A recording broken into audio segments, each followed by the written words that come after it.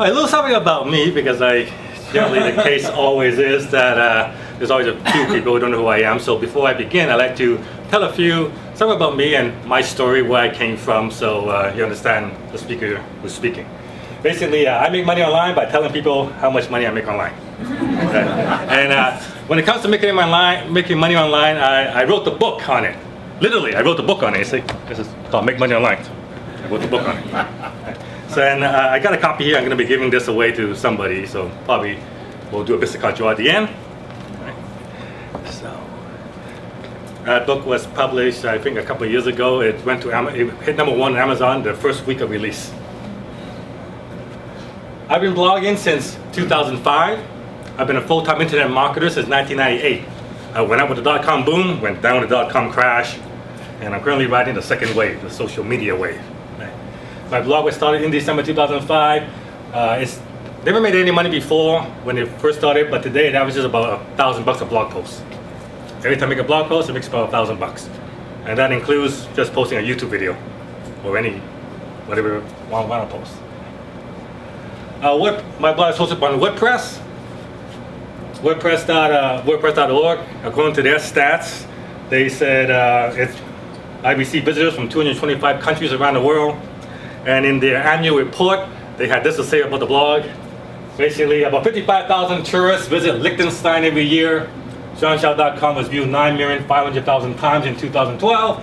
If it were Liechtenstein, it would take about 173 years for that many people to see it. The blog had more visitors than a small country in Europe. I thought that was pretty cool. According to market research firm Impact Radius, I am the 4th most influential person in performance marketing today. Thank you. During the 2012 AdTech trade show, AdTech presents the Affiliate Marketing Award. It is like the affiliate marketing's Oscar, and I won the award for Best Marketing Affiliate Blog. Also in the same year at the Affiliate Summit, I was one of 6 recipients of an AFI Award. This is given to people and companies that have made tremendous contribution to the affiliate marketing industry. And this was handed out at a party in New York, and the award was presented to me by Ice-T and his wife Coco. Ice-T called it a giant butt plug. I want a butt plug.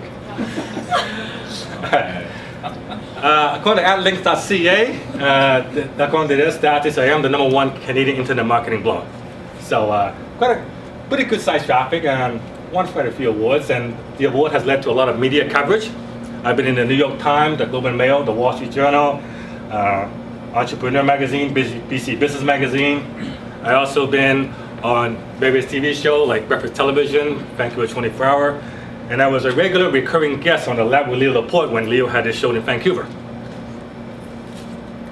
In 2007, I won the Performancing Awards Most Controversial Blog, because that's one of the reasons I drive traffic. Controversy drives traffic, so I was very, very controversial. And I was so controversial that in this award, I beat up Perez Hilton. I got 99% of the votes.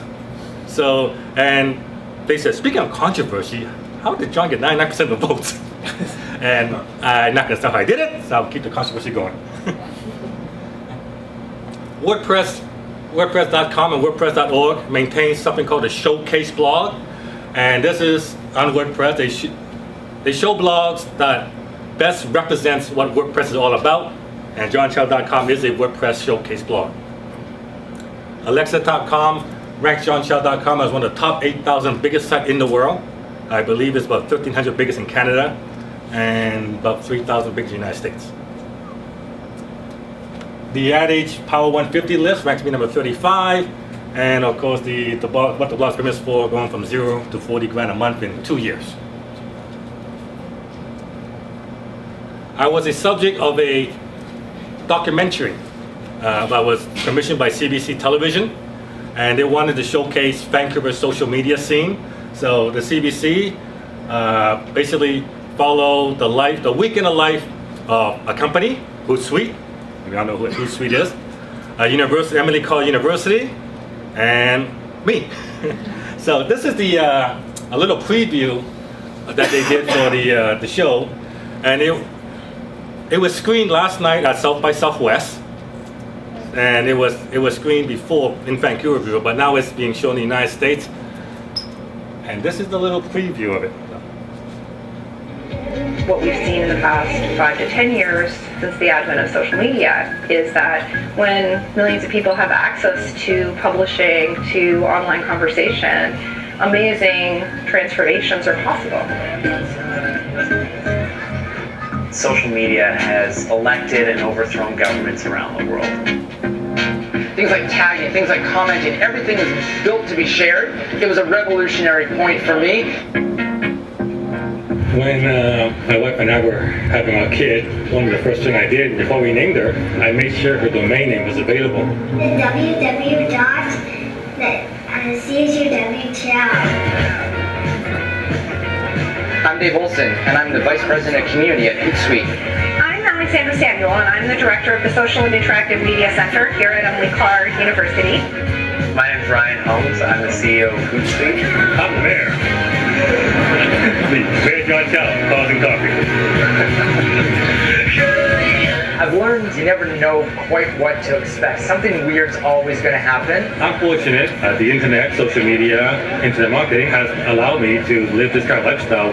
We've been used in revolutions, we've been used in Occupy, and been used by both sides of the conversation. When I look at the scale problems that we've got in the world, the one thing that gives me hope is that the internet has enabled a level of conversation and collective intelligence. And so if we have a shot at dealing with these problems, it is through these conversations that allow us to share our knowledge and our thinking.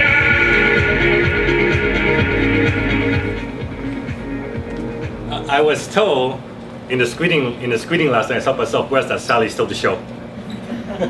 But if you wish to watch the full documentary, just go to this URL. It is posted on my Facebook. It was posted on my YouTube channel, but it is invisible. CBC owns the rights to the show, and therefore they do not want to make it public. But so it's not shown. It's not on my YouTube channel. But this is the direct link to watch the show.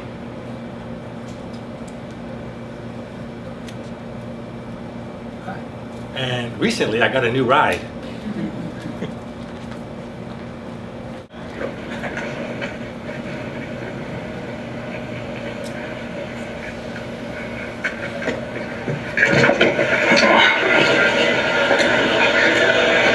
Hold on.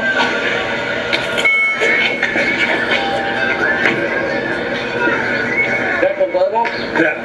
Hey guys, what is an issue to a Mercedes-Benz that I got for free? That's right, 120,000 bucks, but I didn't pay for it. Okay, this is also the newest gadget of the week, and the cool thing about this car is a hot top, but it's also like convertible. So let me show you how this works. Okay. All right. So let me take this off.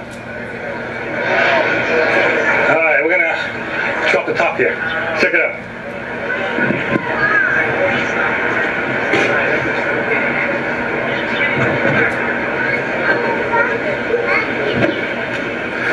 All right, take a picture of you next to me. If you want to know how I got this car for free, I will be doing several blog posts on how I did this, okay, and how you can get yourself a Mercedes-Benz as well. All right. In the meantime, Sally and I, we're gonna go for a drive and put the top down and have some fun. Sally. Yeah. All right, Sally's gonna get in. You like Sally's pink Mercedes-Benz hat? Really? Yeah. All right. Good stuff. All right, Sally. Have fun. Very nice. Who wants to know how I got the car for free? Yeah. All right, well, you're gonna have to read the blog. Yeah, I can tell you. But see this thing here? This is an air vent on the headrest. That's an air scarf. It blows hot air onto your neck to keep you warm when the top's down. And these lumbar support, the left and the right side, when you turn this way, this side inflates to hold you in place. You turn that way, the other side inflates to hold you in place. The seat is heated, air conditioned, and has massage settings. So it's so technology loaded. I haven't figured it all out. It parks itself, and it can tell if I'm about to fall asleep, and it'll tell me to go for coffee. Make your coffee? Yeah. I don't know, it might. So, it wasn't always like this. You know, I wasn't born with money, I wasn't born rich. I was raised in a small farming village in mainland China. I spent the first 7 years of my life in this house. It doesn't matter if this house faces north, south, east, or west because, well, there's probably no windows. Doesn't matter for the views or anything like that, so, hey, come on inside. Check out this lock. Okay. This is the original lock. And it still works. This house was built by my great-great-grandfather. It's been in our family for 4 generations. You know, 4 generations. You know, this house was in Canada, it probably wouldn't be up anymore, but it's hard as a rock. That's because it is a rock. The stove where we cook, the wok goes in here. You put the firewood in there, start the fire, and you cook. This is the well. It's a lot smaller than I remember. Then again, when I was here, I was just a little kid, so I guess it looked a lot bigger. But this is our only source of water, and you know, rainwater basically. This is the main living room. Again, no windows, no light. It's kind of like this is my room. I slept up there. I would climb up on this ladder, which is not broken. I would climb up there, and basically that's where my bed's up there. And I do have a little window and candles for light. This is the walkway to the main entrance. It's just cobblestones, and you know, I can't believe I used to walk this barefoot, but I did. This house has no electricity, and so the only source of light at nighttime are these candles. They're not very, very bright. I think they're only maybe like 15 watts, equivalent to a light bulb. So. I'm also wondering where the smoke goes to. Alright, so you've seen the house, and you've seen all the rooms, but you're probably wondering, where's the washroom? Well, we don't have one. But when I was growing up, see the little corner there? There used to be an outhouse. Basically, you just just go in there, you do your business, and you just scoop it away. Okay, so now you know where I came from, and hopefully after this you'll understand why I truly appreciate what I do have. You know, like I don't take what I have for granted. I truly give thanks every day to what I've been able to accomplish, to what my parents have done to get out of this country and enter into North America to give me a better chance of life. You know, if an immigrant who's an English as a second language and has terrible spelling and grammar, if that person can make a living out of writing, then really, I don't think any one of you have any skills whatsoever to not succeed.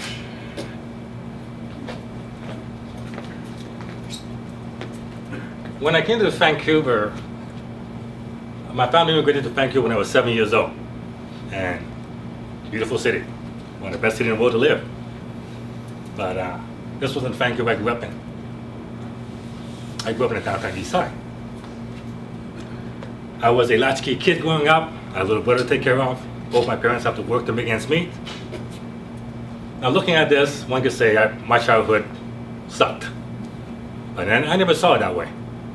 You see, what I saw was I live in a house with a toilet that actually flushed. See, when you are presented with a situation, you can look at it 2 ways. You can see it as a problem, or you can see it as an opportunity. Growing up, I only saw opportunities. And the reason I saw that is because of my dad. He told me life is nothing but opportunities. And one of the reasons he worked his ass off to bring us to this country was so I could have better opportunities. He said, in this country, I could be anything I want to be. And of course, he wanted me to be a doctor. Typical Asian parents always want the kids to be doctors. These days, my dad has no concept of what I do. He just tells his friends that I sit in front of a computer and money comes in.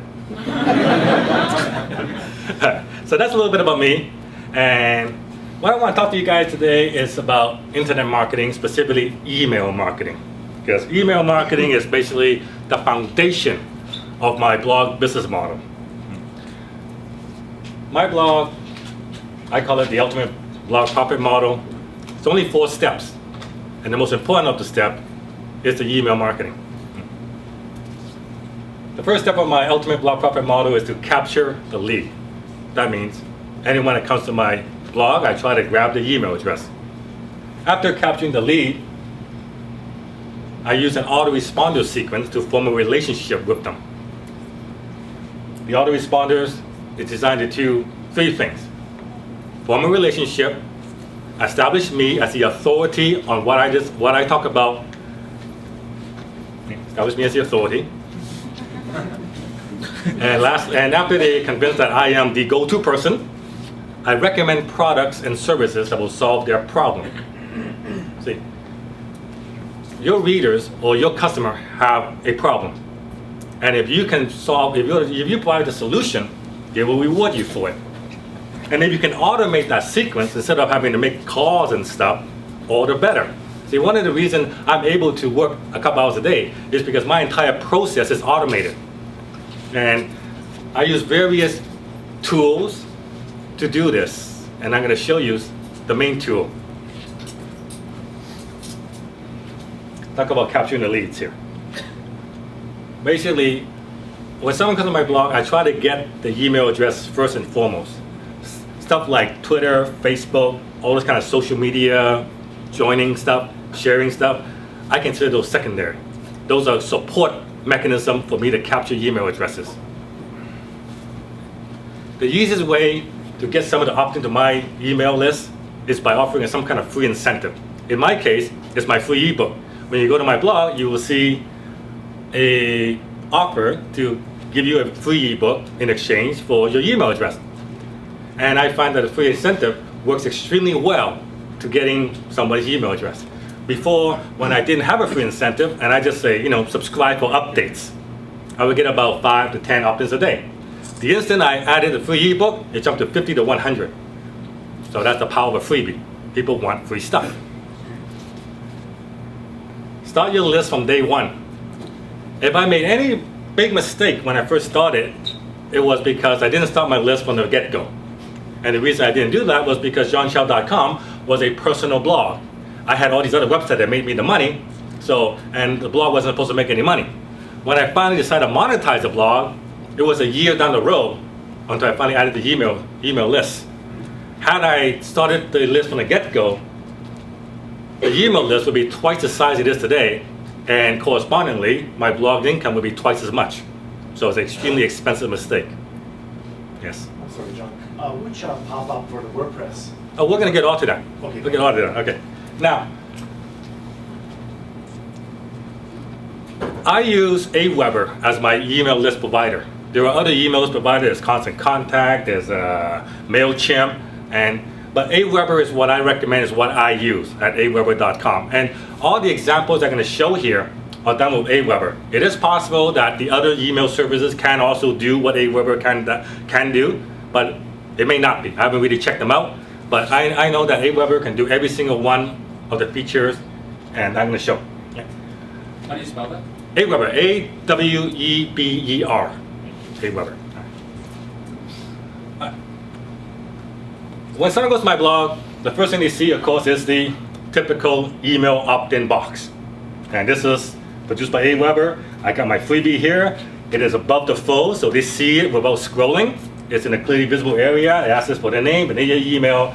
They go, download my book, get it for free. Most sites have that. Very, very simple.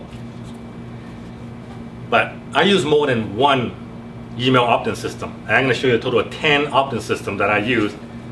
And the object is not to just use one. The object is to use as many as possible. Because it's just like advertising. The more exposure you get, the better it is for them to actually convert. So this is the first mechanism. The other thing I use is called getting leads from blog comment. See, blog commentators are a great source of leads. And Aweber has a WordPress plugin that adds to your blog comment. So when someone makes a comment, this appears. Because when you make a comment, you get into your name and email address, and then you make your comment. So this plugin adds a sign up for a newsletter. So they make a comment, they click submit, they have signed up for your newsletter. And they're probably the best type of people you want on your list because they're active, they're commentators. So and in addition to allowing you to sign people up, allowing commenters to sign up, the plugin also integrates on the back end of your WordPress blogs. So in your WordPress dashboard, you have an Aweber box that will give you updates, so you can see how many people log in Aweber. Yeah, but it shows you how many people, subscribers to this list, subscribers yesterday, and total subscribers. So you can find out how many people subscribe. It's a totally free plugin, and if you have an Aweber account, you have a WordPress blog, you can download this plugin and add the ability to add commentators to your list.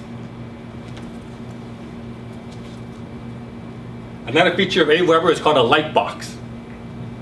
And the Lightbox, well, what it basically does is, the first time someone comes to my blog, if they're a first-time visitor, after about 10 seconds, the entire blog blanks out, and then this box appears. And this box will not leave until they click the X button. It's extremely annoying, but it's extremely effective. And it is annoying, so therefore, I set a lifetime cookie. They only see this once. The next time they'll never see it again, unless they clear their browser cookies or they go to a brand new computer that hasn't visited me. But this gets me about 10% opt-in. So on the blog's various opt-in mechanism, this is the highest. And if you're not using it, I totally recommend you do. It's also integrated with Facebook. So a lot of people surf the internet while logging into Facebook. So if the person is not logged into Facebook, there will be a field to enter the name and email address. But if they are logged into Facebook, it already pre-fills with their Facebook login, and they just have to hit register, and they are opt-in. So it just fills up their Facebook email address. And the easier you make it for people to opt in, the higher your opt-in rate. So they don't have to fill anything out. All they do is just push a button.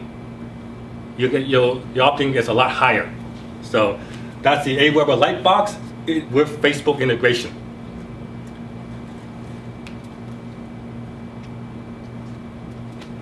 The squeeze page is, for lack of a better word, what it does is its page is designed to squeeze the email address of a person. And this is what I use when I'm doing paid advertising. When I'm doing paid advertising, I never send them to my blog. The reason for that is because there's just too much information. There's blog posts, there's advertising, there's email opt-in, there's comments, and everything. So when I'm spending money, I want to send them to a squeeze page designed to do one thing. That's give me your email address.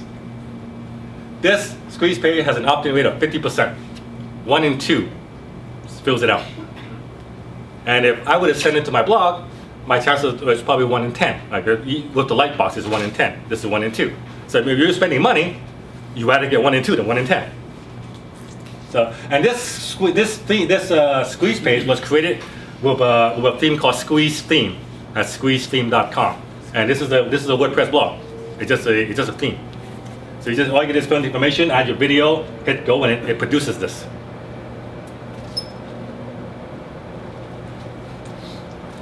Another way to get a lot of opt-in is with Facebook, and I use a service called Contest Domination at contestdomination.com. And what Contest Domination does is it allows you to set up contests on Facebook.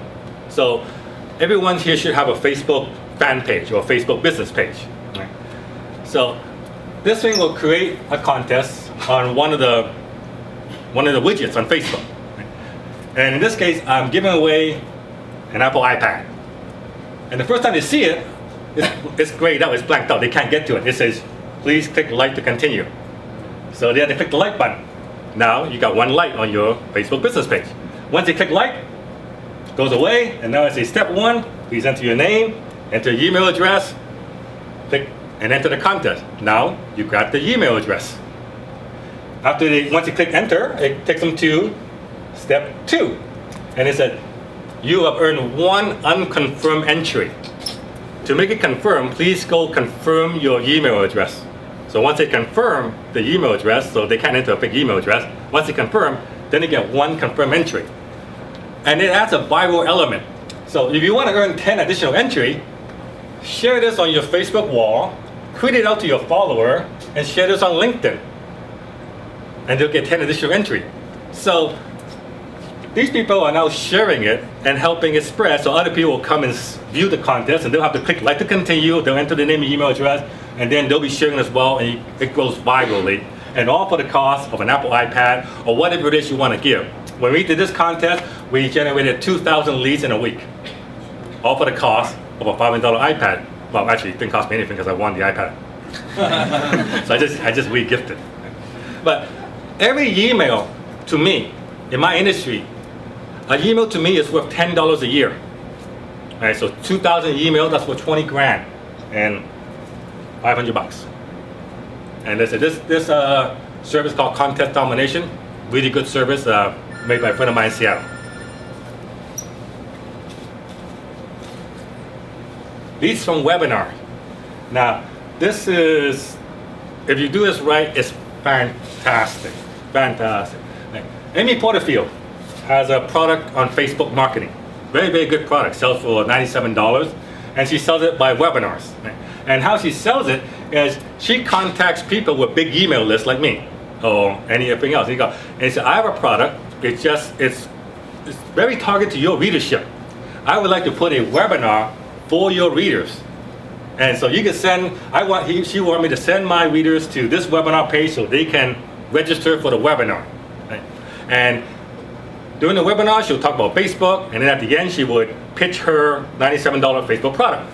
And any sale is divided 50-50 between me and her. So my incentive is I make money, and her incentive, she makes money, but she's also building her email list. So I would send her a few thousand people to register for this, and that's her email address you're registering. So if you have a product, and you create a webinar for it, you can use that as an email list building tool. Another way she does it, in addition to going to people with big email lists, she just goes to Facebook and does search for Facebook groups. In this case, this is what I did. I found a Facebook group called Awareness Social Media Marketing Best Practice, and they have 33,000 members. So what she does is she will contact the group's owner and ask him, how are you monetizing your group? And 90% of the time, they're going to say, I don't. I just started a group and it just got big. And then she'll offer, well, how you like, I can put a webinar for your group. It's related to Facebook. And at the end, I'm going to pitch my Facebook product. And I'll give you an example so you can see how you like it. And we'll split the money 50-50. And the person agrees, he'll be advertising on his Facebook group saying, webinar with Amy Porterfield, go register here. Takes it to Amy's webinar registration page, to register. She's building her list, and she's making money. In addition to Facebook, she also goes to LinkedIn and does a search on, just doing a search for groups on LinkedIn. I found this one, Facebook user groups, 38,000 members. The owner of this group doesn't monetize it. He doesn't make any money from it. So she contacts the owner of the group saying, you got 38,000 people, you make any money from it? You're maintaining this group, you're putting in time, that's worth money. You should be paid for that. And she makes her offer. So this group would then, they would post webinar with Amy Porterfield, go register here, and 38,000 people, you think she will get a couple of thousand people registering? Nah. So this is basically data mining within LinkedIn. Whatever your industry is in, you can create a webinar for it, then just search for groups in Facebook, in LinkedIn, or Google groups in your industry, find the group's owner, and ask them how you're making money from it. And you and I could be in joint venture and do something, make some money together. And Amy has now built her list of over 50,000 people just by doing this. And it costs her nothing. And she makes money on it. So she's making money on the list, building the list. All right, how to get business card on your list. You see, you're at meetups, right? And you're changing business card. The thing is, you cannot add the email address to your list. The can spam rule of 2003 explicitly forbids you from doing that. They have to actually opt in and confirm. If you email those people without permission, you're spamming. Right? So how do you get people's email address to Aweber, to your email list? Aweber will not allow you to add it. I mean, you can email them with Google or Gmail, but you can't add them to an email list because of the spam rules. So here's a way around it. Here's what I would do. What I would do is I would create a new list on my Aweber account. I'll call it like VBN Meetup.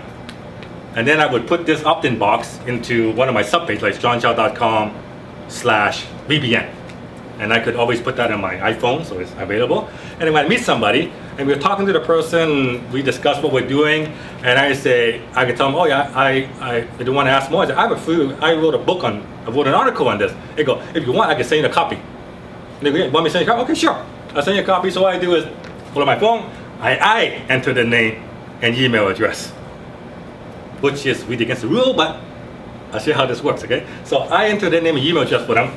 I click submit. Then what would happen is Aweber will then send this person an email to asking them confirm, were you the one who actually submitted the form? And what I do is I use a custom confirmation page. So instead of using the default confirmation page, Aweber allows you to write a custom confirmation page. So once I enter the name and email into my field, they will receive confirming request for information. So I wrote down, hi, first name fixed. That automatically enters the first name. So hi, Joe, or whoever.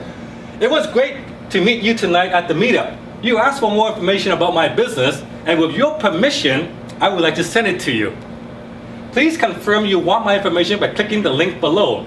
I never spam people, and I always ask for permission before sending anything. Look forward to seeing you at a future meetup, John Chow. They click the link, they're on my list. And now they're on your list. You can send them anything you want.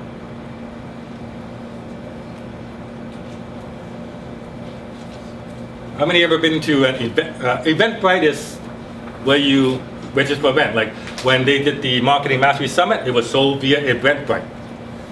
But did you know that Aweber integrate with Eventbrite? It does that. Picture this. You're a baker, and you're looking to hold a tasting of some of your newest creations. Or a teacher, and you need to set up a lecture on a course you've just put together. Or you're involved in a charitable cause and want to plan a fundraising event. So you use Eventbrite to organize your event and gather attendees. Your event is awesome. You're engaging people, talking shop, and having an all-around good time. But then, everyone leaves, and while the event was great while it was happening, once it's over, everybody goes home and that's that. Or is it? With the Aweber and Eventbrite integration, you can use Eventbrite to organize your events and gather attendees, while at the same time getting those attendees on a list so you can email them later. This way you can send important information to those attendees about sales, new products, and upcoming events. Those emails will go a long way to turning those prospective clients who attended your event into paying customers. Try out the Aweber and Eventbrite integration today. Just click on the My Apps link found in the upper right-hand corner of your Aweber account.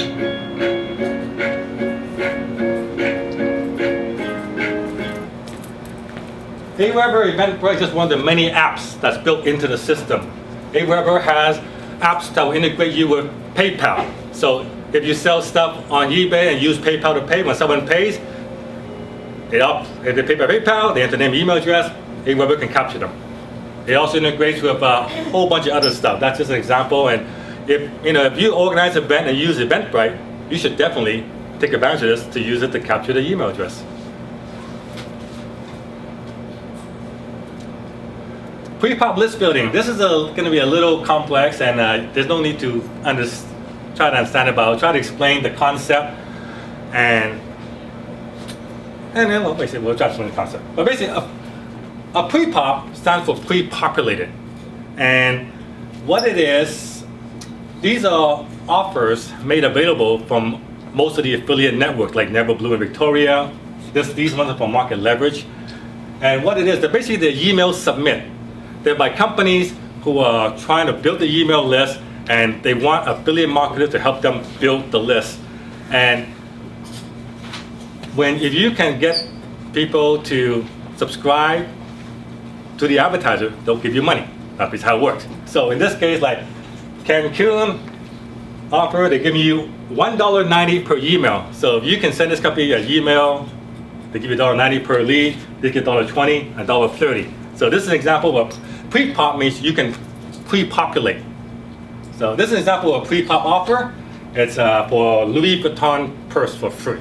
So this company trying to collect email address, and if I get someone to enter the email address in here and they click continue, I make $1.90. That's basically how it works. And what most affiliate marketers would do when they get this kind of offer is that they would spend money on advertising, send it to this page, hope they enter their address, and hope the money they make is greater than the money they spend on advertising. That's affiliate marketing 101. Right. Pre-pop means that I can pre-populate the email address.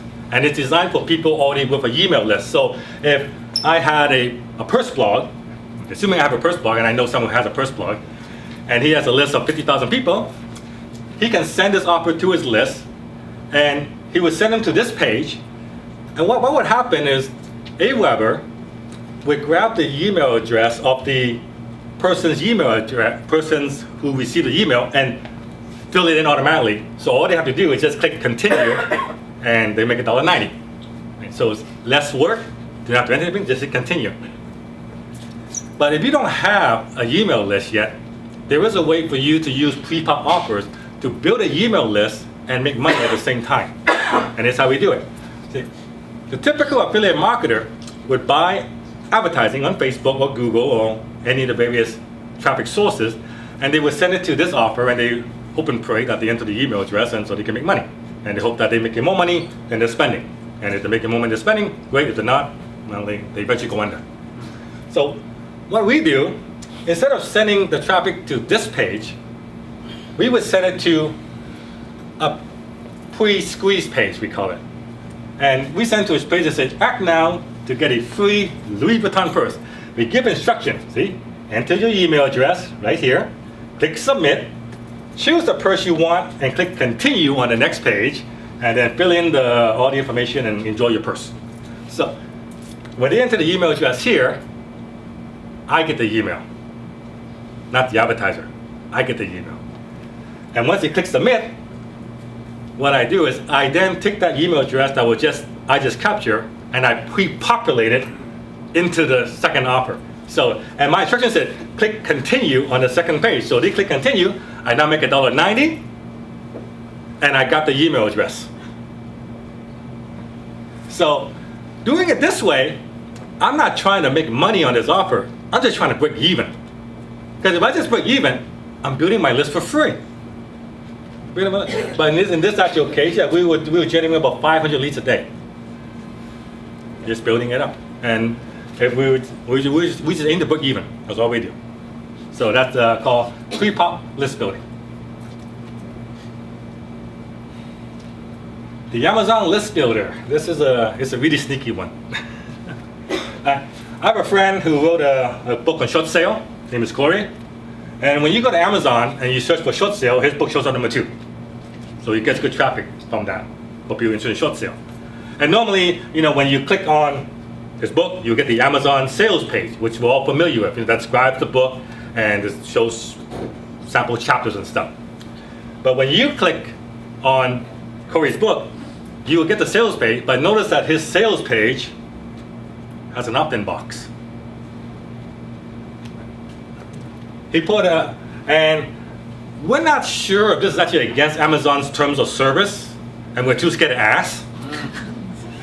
It probably is, but we're not going to ask, and we'll just hope that Amazon won't pay any attention. If they ask to take it down, then we'll take it down. But in the meantime, they can buy the book for $4, or they can register for a webinar, which sells a $2,000 product. And Corey's getting opt-ins for this every single day because people come to Amazon looking for a short sale and they're registering for the webinar. So, and here's Corey building up his email list and selling $2,000 products on the back end. Amazon list building. Now, the code to do this is customized. Like I said, because we don't know Amazon's view on this. We haven't actually made it available yet. So, and once we find out if Amazon allows this, then we'll probably turn it into a product that we can make available. But until then, it's customized. But really neat. It's really good.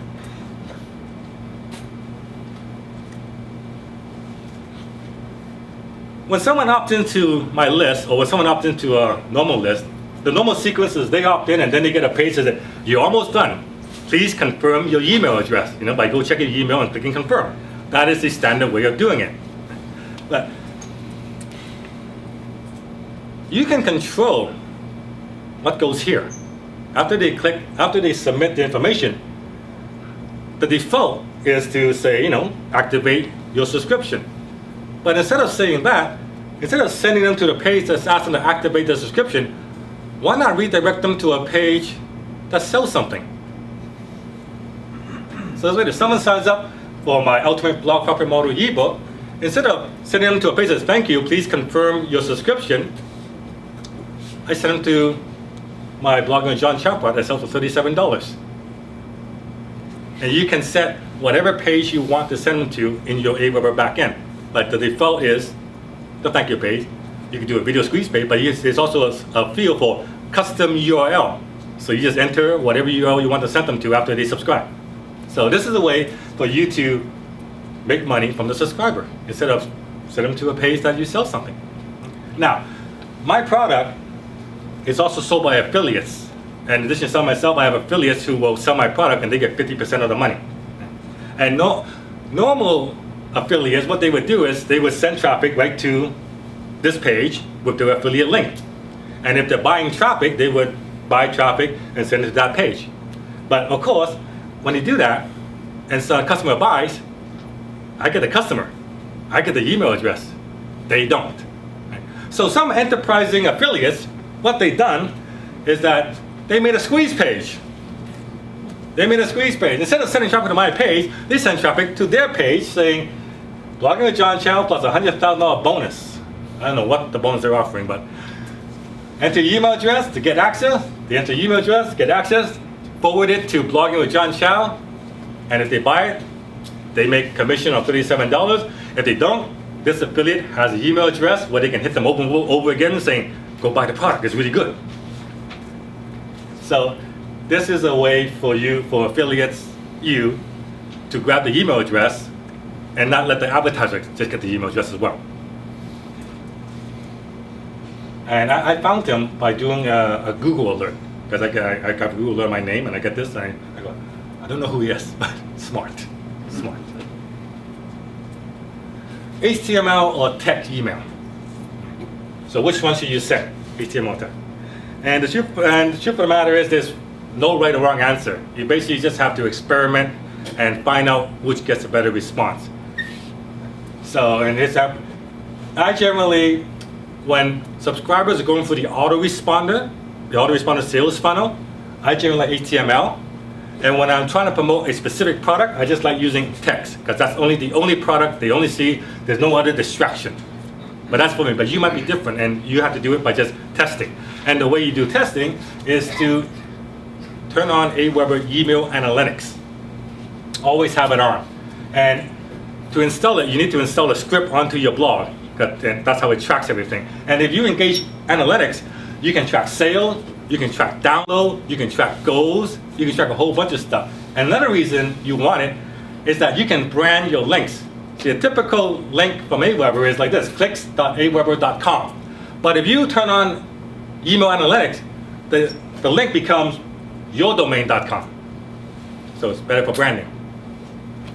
And once you turn it on, you get a whole bunch of stats. Like this example of email stats here. It tells you the open rate and who care, how many people click, how many people open. And you can do conversions. If you put a value on the stuff you sell, you can track conversions, how many sales you made. You can say who opened it. You could also send to people who did not open. So you can do a whole bunch of stuff by turning on analytics. Now let's go to some advanced list sending stuff. List segmentation. List segmentation basically means you got your main list, but you're gonna pull out a segment, a portion of the list. An example of why you want to do that, there are a lot of reasons, but one example would be when someone is going through my autoresponder sales funnel, which is 30 days long, I want them to go through the funnel. I don't want them to send them additional emails to interfere with that funnel. Right? They're in my main list, and they're going for the sales funnel, but when I want to send out, say I have a big announcement to make, I only want to send it to the people who has already gone through the funnel. Right? And the people that's going through the funnel right now, I don't want to email them. So what you can do is you can use the list segmentation feature to segment out those people. So it's not how you do it. View segment, in this case, we're gonna date added. So let's just say today's the date is the 14th. I want to go back a month ago, 14th. So I would say date added is, well, that's from 2000. But basically, I would do a month ago. I would add the date, and then Aweber will produce the list of everyone that was added from 1 month ago, and everyone that's current in the sales funnel won't be added. Then I just save the segment, and then when I go do an email, I just go add the email that segment, and when the email goes out, it only goes out to people who has already gone through the sales funnel. And those people that hasn't gone through the sales, that's still going through the sales funnel, will not get it. So that's an example of list segmentation. John, Yeah. can you explain a little bit more? I mean, I understand what you mean, but just explain a little bit more, like what mean your funnel, like exactly, if you can. Well, I will get to the autoresponder sales funnel, so this is all, yeah. Okay. I was like, Okay. yeah. So that's list segmentation, list geo-targeting. Aweber has the ability to geo-target your email to based on where your subscribers live. One of the most powerful tools you can do, and it works really, really great for Thanksgiving, because Canada and US have different dates, and I received Happy Thanksgiving email, and I go, it's not Thanksgiving yet, I'm in Canada, right? So what you do is basically simple. You just create a segment from country equals United States, and then you send it Happy Thanksgiving to the United States reader, and then when it's Canadian Thanksgiving, you just go segment country equals Canada, and you send them a Happy Thanksgiving dinner or Happy Thanksgiving email. And if you're like, I'm going to be in San Diego for next month or later on, and I want to meet some of my readers, it's San Diego, I just only send an email to the San Diego readers. So very, very powerful. Getting super personal. Everybody knows that you can always automatically fill in the name, like Dear John, it just automatically fills it in. You can do a lot more than that. Aweber's name gives you the full name. You just enter these codes into the email template, and it will, like, first name fixed means just the first name with the correct capitalization. Just fill last name, so you say Mr. and automatically fill in the last name. But not only can you have variable for names, you can also do variable for geo-targeting. So you can say, hi, first name fixed. How is the weather in geotag city? And it'll automatically fill in where they live. So if you receive an email from me and I do that, it will say, hi, Josh, how's the weather in Vancouver? It'll automatically fill it in. So it makes it sound really, really personal. And you can get it so personal that they will swear that you wrote it yourself. In addition to the other variables, in addition to the geotag variable, is the time variable. And this works great when you're doing your autoresponder sales sequence. See? My first email goes out on the first day, and 2 days later, the second email goes out. So instead of saying, expect my next email in 2 days, I can say, I'll email you again on date +2. And if it's Monday, it will automatically insert Wednesday. And if it's Tuesday, I'll maybe insert Thursday, date +2, +3, or whatever you want. So you can, using these variables, and there are a whole bunch of others in the system, you can craft extremely personalized emails. The suppression list, basically that prevents certain people from getting your email address. It prevents certain people from receiving your email. And this is really great if you have a sale. Best example would be when my friend Shoe Money, I helped him sell his Shoe Money system. It cost $197 per month, and we sold a bunch of it. But then Shu thought that we could probably get more sale if we offer it a 50% discount. But the thing is, I already blasted my list at $197 a month. If I would have blasted it again, and some people bought, and I would hit them again and say, it's 50% off, those people who bought at $197 would probably be pretty pissed off. So what Shu did was we used the suppression list, another feature of Aweber. And Shu gave me the list of all the customers who purchased Shu Money System. I added these emails to the suppression list, and they don't get the email.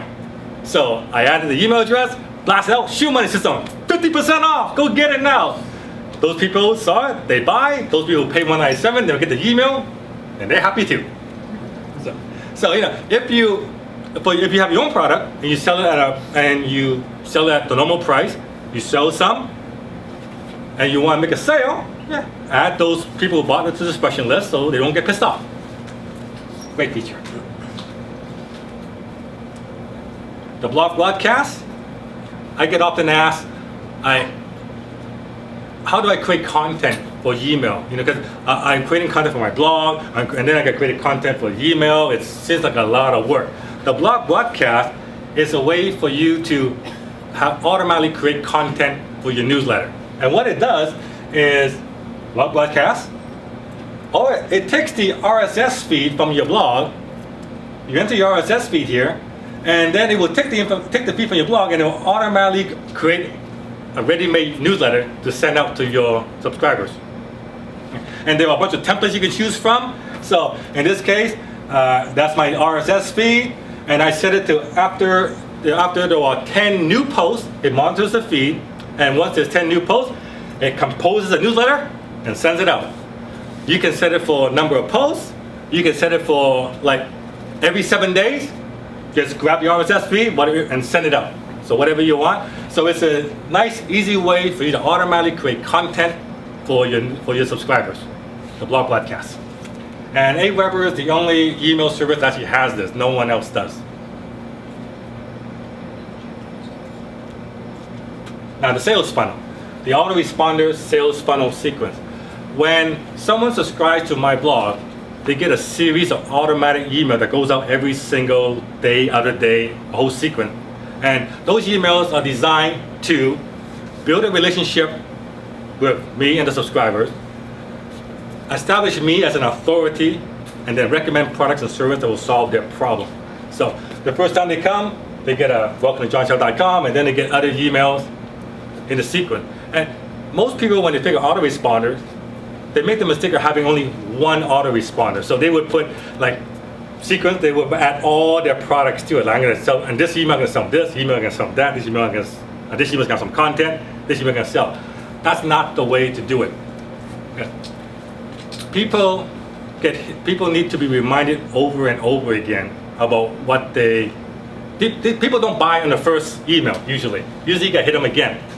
So, and if all your autoresponders just, this email offers this, next email offers that, chances are you're not going to do very well.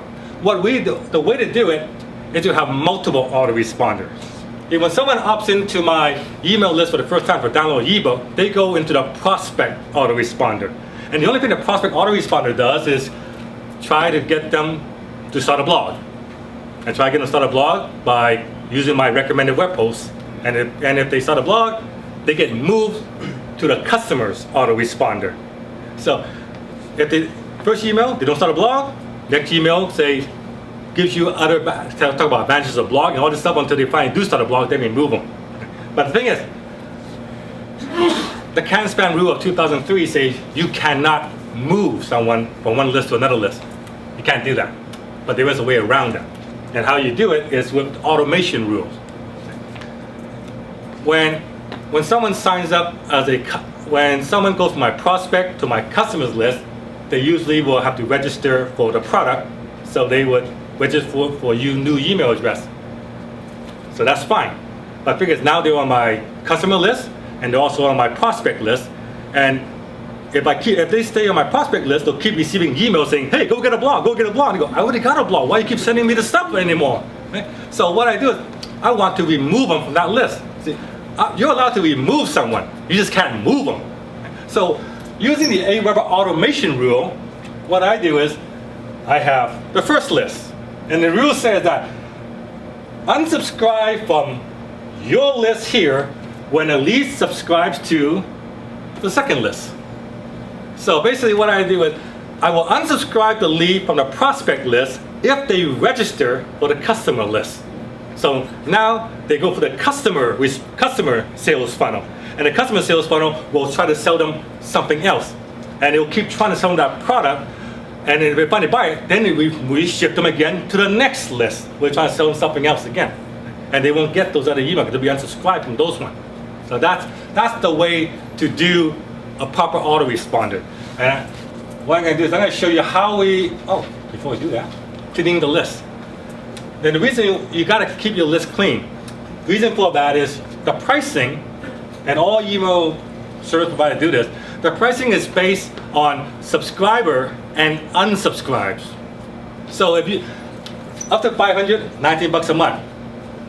501, $10. If you have 450 subscribers and you have 75 people unsubscribe to Aweber, you have 525 subscribers, and that pushes you into the next bracket. So you got to remove the unsubscribe on a daily basis. But in addition to removing the unsubscribe, you should do 3 other things as well. You should also remove the undeliverables, because some emails don't get delivered. Why have them on there? They're costing you money. So you just go to the segment, and you just undeliverable equals true. You'll produce a segment undeliverable email, click delete, they're gone. You should also remove your unconfirmed. There are people who will enter the name and email address, but then they don't go and confirm the email address. Maybe because what they do is they can assume that, oh, you're not going to ask for confirmation. I just want the freebie. They enter the name and email address, hoping they just get the freebie at the end. But then they get the thing that says, please confirm your email address, and they abandon. Those count as subscribers to the email service, and you should delete them because they're never going to get your email. If they don't confirm, they don't get your email. So again, just follow the segment, get all the unconfirmed. Who has not confirmed, delete them. The last group you want to get rid of is called the no open or the unopened. See, many people set up spam accounts. They set up a separate email account just to receive free stuff. So they will use that email address to opt in for the freebie, and then they get they'll confirm, and then they'll get the freebie, and then they'll never check that account again. And they just let it. So all the autoresponding emails that you're sending to that account is not read. It's not read at all. And they're costing you money. So you should get rid of them. And what you do is you create a segment to find email that has not been opened since a certain date. And generally, if it's today's date, you will go back, say, a month. So you go back a month. So because if someone doesn't open an email after a month, they're probably not going to open. So you create a segment of an email from a month prior. Instead of deleting them, what I do is I would try a reactivation campaign. So I would create an autoresponder sequence for that segment and try to get them to reactivate. I say, hey, what haven't heard from you in a long, long time? Are you dead or something? Hey, email me back, confirm, I got a freebie for you, click here, and try to get them to reactivate. And after the reactivation campaign, some reactivate, that's great. Those ones that did not reactivate, delete them, because they're never going to open anyway. So by removing the unsubscribe, keeping the list totally clean by removing the undeliverables, the unconfirms, and the no open, you keep your list super clean, you keep your prices low, and you're saving money, and your list is also a lot more responsive. Alright, so I got some stats here from sending out 30 million emails. This is basically what happened, all stats. It may not happen to you, but I think it gives you a pretty good segment. You could use the information for whatever you want. The highest open rate on clicks, highest openness in clicks generally occurs between 9 a.m. and 11:30 a.m. on the weekdays. That's CST, Central Time. On the weekend, it's between 7 p.m. and 10:30 p.m. Those are the highest open rates and click rates. So when you do setting up your email, keep it, if you want the highest number of clicks, keep it within those time zones and you'll get much better result. Most opens and clicks happens on a Monday. However, most people buy on a Thursday. So the average time to make a buying decision is 4 days. And this is what I mean by autoresponder sequence. If you just have offer one product, and then next email offer another product, you're probably not gonna get a sale because it takes, people have to think about it. They don't just buy when they get the first email. They need to be shown additional benefits. So first email one day, second email, third email, fourth email, all pitching the same item, much higher chance of buying. The average time to buy is usually between 7 p.m. and 10:30 p.m. That's when they mostly buy. Shorter subject line gets a higher open rate than a long subject line. Generally, the shorter your subject line, the better. The highest open rate ever achieved on one of our email, not my one, but Jeremy Shoemaker's one. He basically, his subject line was just, he said Jesus Christ. And it was the biggest open of them all. Totally unrelated to the email, but everybody opened it and got a lot of complaints and everything, but it worked. And capitals on every word gets 25% less open than if it's lowercase. So when you do your title, don't cap it. Keep it lowercase. If you uppercase every single word, 25% less open rate. Okay, so that's the stats we got from setting up 30 million emails over the past 11 months. This is a graph of email unsubscribe rate to frequency of sending. Like, a lot of people assume that if you blast your list too often, a lot of people are going to start unsubscribing. But the truth of the matter is, the more email you send, the unsubscribe actually starts going down. The less email you send, unsubscribe a lot higher. And the reason for this is like, people subscribe, they want content, they want information. It's why if more content equals more unsubscribe, then blogs like the Huffington Post wouldn't be in business. You know, they have thousands of articles every single day, but they have a lot of readers because people want content. So do not be afraid to email your readers on a daily basis. And mind you, it should be all pitching. If you're offering content, they welcome it and they won't unsubscribe. I want to show how we put this all together in one of my products. Blogging with John Chow is a product I launched back in December, and it basically, we use a total of seven autoresponders for this product, for this website. So this is how we do it. The first is the affiliate page. We have a page for affiliates. They're the people who help me promote this product and get half the money for promoting it. We ask them to opt into the email address so we can maintain communication, and we also offer the affiliates products as well. We do not unsubscribe any of our affiliates. If they sign up for another list, we do not unsubscribe them from this list. But every time I do a product launch, I get new affiliates. So my next product launch is coming out in a couple of months. I will go to the list of affiliates and say, hey, we'll launch another product. I get a lot of affiliates that way. So that's the first list. This is the product sales page. And there's an opt-in box right here as well. This is called the cart opt-in box. When they hit at the cart, they can't continue unless they enter the email address. The add to carts lower in the page requires no opt-in. It takes them to the order page.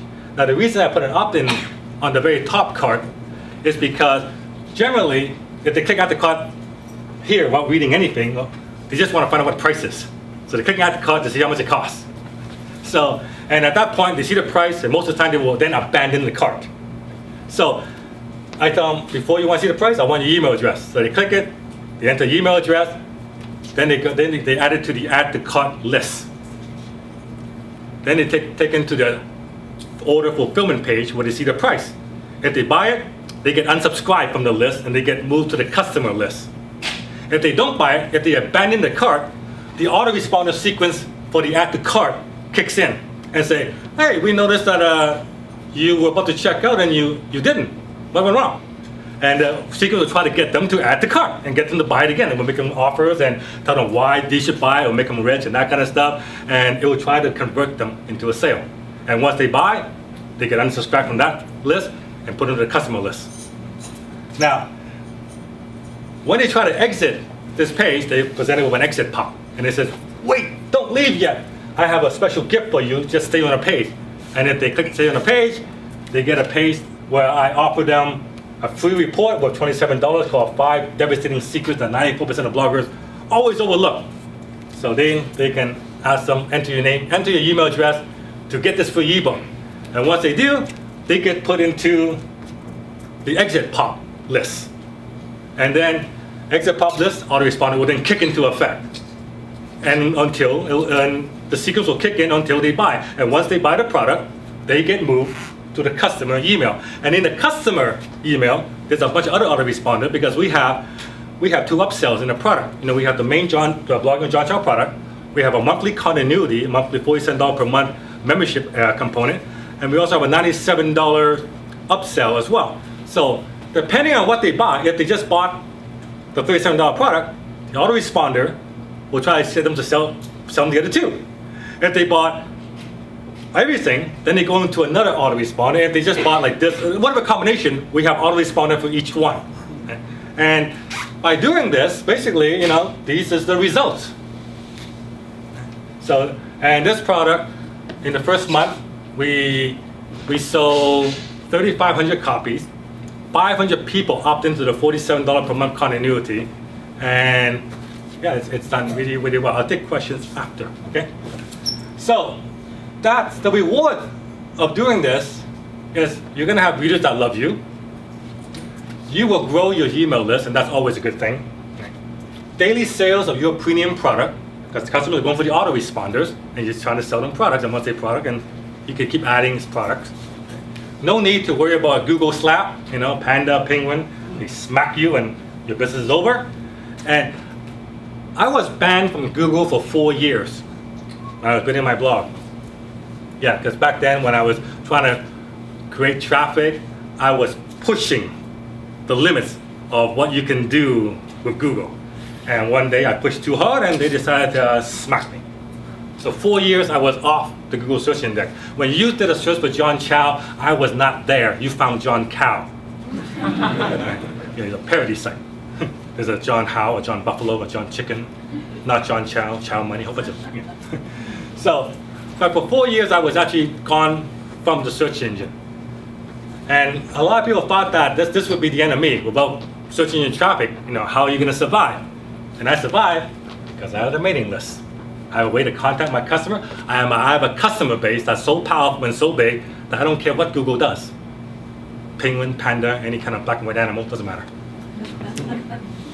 Your earning per subscriber will increase over time. Because this sales funnel, this email list is dynamic. It's not static. You're always tweaking it. I'm always tweaking it. And as you tweak it, your earning per subscriber over time will increase. Right? So it starts off really low, but once you add more products, once you tweak the sales page, over time, every person that subscribes to my list is worth $10 a year to me. And I get 200 subscribers per day.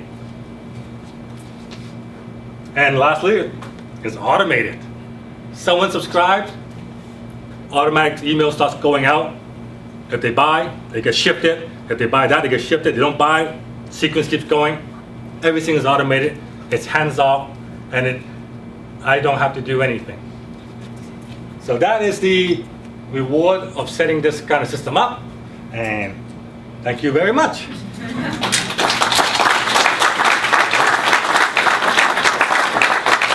Yeah, if you want to contact me, that's my information, web, email, telephone, LinkedIn. So John, you're going to field questions now? Yeah, if you want to get a few questions, but if anyone has, we can give away the book and pass around a bucket with business card, maybe. Okay, yeah, questions? Yes? What gateway, are you okay with PayPal as a gateway? I use ClickBank as my gateway, because my product is ran through ClickBank. So, and if I sell my own product, I use PayPal, yeah. But I don't bother with merchant accounts, I authorize the net, that kind of stuff. Yes? How do you find the free ebook incentive works out? Because I've been hearing from people that it's starting to get harder for people to opt in with just a free ebook because everyone's doing it now. It's still effective. I mean, if you want to be creative, you can, yeah, like you're talking about the free ebook as an incentive to opt in. It's still effective, but the best way to find out is just a split test. Set up 2 different squeeze pages, and one offering a free ebook, one offering maybe a free video, one offering a sometimes downloadable software, and see which one does better. So, and if you, with Aweber email analytics, you can find out which one does better. Yes? So this is gathering an email list is so that you can sell a product. Without the product, you don't make any money. Is that? Well, I just forgive my ignorance.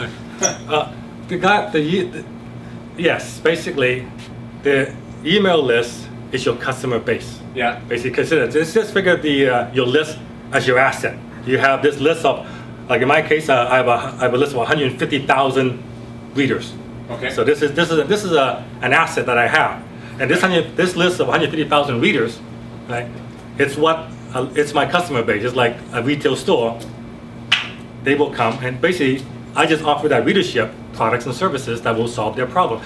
Yeah, if you don't have a product to sell, I recommend you just sell affiliated product. Just sell affiliate product. When I first started, I didn't have any product, so I just sold other people's product. An example, a HostGator, web hosting is an example. I'm not the web host. I just refer the customer to the web host, and the web host pays me money. Right?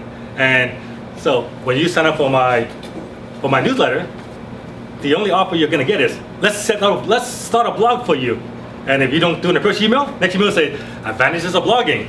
If you don't do that, another email going, it shows the .com web style. Hey, because of the blog, I have a Mercedes. You like a Mercedes too? Let's set up a blog for you. And until you finally actually do this, and why? You're gonna get $150 of free coupon. You're gonna get 25% off, and I can install it for free.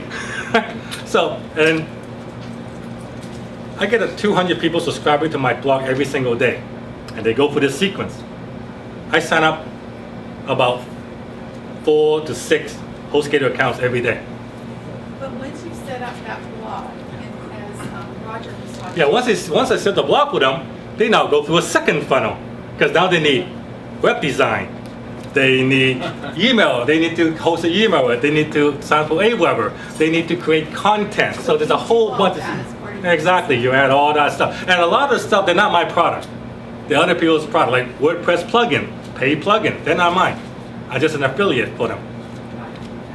So when you phoned or HostGator and said, if I, then you, or did that? No, well, that's the beauty of things. See, most big companies have an affiliate program. HostGator has an affiliate program. You just go to hostgator.com. There'll be a link called affiliate. You click on that, you sign up, and they will give you a link that you will use that identifies that the lead came from you. So if you refer someone with the link and they buy, you get a commission. And HostGator commission starts at $50, depends on volume. Right? It starts at $50 to $125. If you can refer 21 customers a month, to give you $125 per sign up. If you refer more, you can negotiate it. Yeah. Yes. How many funnels do you have? How many autoresponders? How many autoresponders? How many funnels do I have? I really don't keep track, but it's a lot. But it's not a fixed number. Like you always gotta be constantly testing. Sometimes you may find that your response will be better, but you might get a better response by removing a funnel. So, and this is why I recommend you always have analytics engaged, so you can find out if it's producing result. If it's not, then you start adjusting. You add funnel, delete funnel, maybe change the email sequence. But like I said, on the blog of John Chow product, there's currently 7 funnels. How long it takes to set this up? Honestly, you can set up within a weekend. It's just a matter of mapping it out on a flow chart, saying that, okay, funnel number 1, first email. Like just drawing it out. Like if they buy, move here. It's just mapping it out. And then it's just a matter of creating, the biggest amount of time for me is actually creating the copy. The wording, the copy. Because copy is probably the most important thing, because choosing the right word makes a huge difference in conversion. So the mapping of the funnel itself is actually very, very easy. As for margins of error, I don't really see how there could be a margin. Like if someone buys something, it moves unless the software or hardware actually physically fail. There's very little margin for error. I guess I just mean they get the wrong email. They get the wrong email? Oh, that's impossible.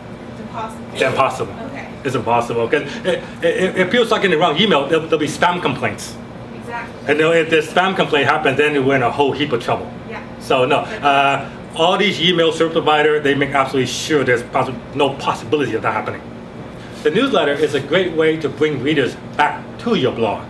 That's one of the reasons for, if you don't want to sell anything, the newsletter is a great traffic building tool, a customer retention tool.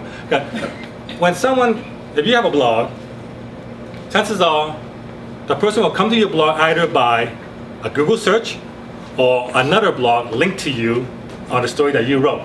That's gonna be, if you're starting out, that's your main source of traffic, Google or someone linking to you. Well, so when someone comes to your blog and they read your article, they think it's great, fantastic, I really like this article. And then they leave, 30 seconds later, they forget who you are. And you lost that reader for life. You may never see them again. But instead, if you would have an opt-in box at the bottom of your article, after you finish reading, it goes, you liked what you read? Subscribe to my newsletter, or do you like what you read? Enter your email address to get the free guide on how to do this. And if they subscribe, now you have a way to contact them again. It doesn't matter. If that customer leaves, you create some great content, you can then hit your list, say, I wrote a new article on this and that, go read it, tell me what you think. Instant traffic. See? But if I want to promote one of my blog posts, I say I wrote a really, really nice blog post and I want its traffic to it. I just type up emails. I wrote a new blog post on my new car, and go check it out. It's a video. Here's a link. And you saw that graph, original graph you saw with a big, humongous. Yeah, that's because the email went out. So, at 9 o'clock, we're all going down. No, some of us are going to Shabbason for a bite and a beer, or a cup of tea and a bite, or a cup of tea and a beer. And John will be there too. I'll be there. So this is a chance to ask John some more questions, but we have to move on.